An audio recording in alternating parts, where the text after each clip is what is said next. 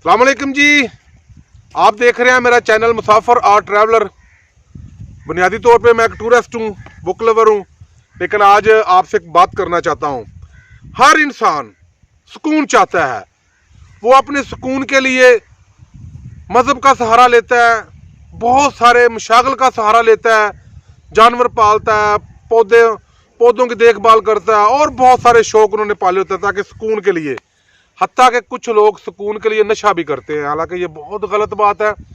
नशे में कोई सुकून नहीं है, बर्बादी है, बेसुकूनी है। होता क्या है, जब वो नशा करते हैं उनका दिमाग सुन्न हो जाता है, वो समझते हैं कि अब हमें सुकून है, लेकिन जैसे ही वो नशे का असर ख़त्म होता है वो मज़ीद बेसुकूनी का शिकार हो जाते हैं। तो इसलिए नशे से बचें, ऐसे काम ना करें।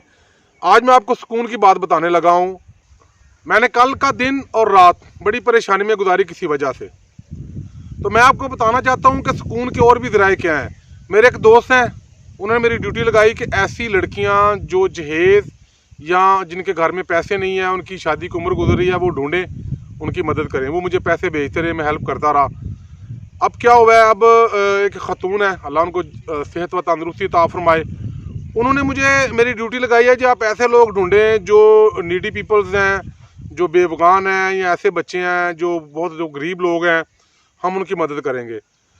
वो मुझे पैसे भेजते हैं, हम बेवगान की हेल्प करते हैं। ऐसे लोग जो मेहनती हैं, हम उनको छोटे मोटे कारोबार करके देते हैं ताकि वो अपने पाँव पे खड़े हो सकें। अब हुआ ये कि उन्होंने मुझे पैसे भेजे थे कि आपने गोश्त वाले चावल पकवाने हैं और जो गरीब लोग हैं उनमें तकसीम करने हैं।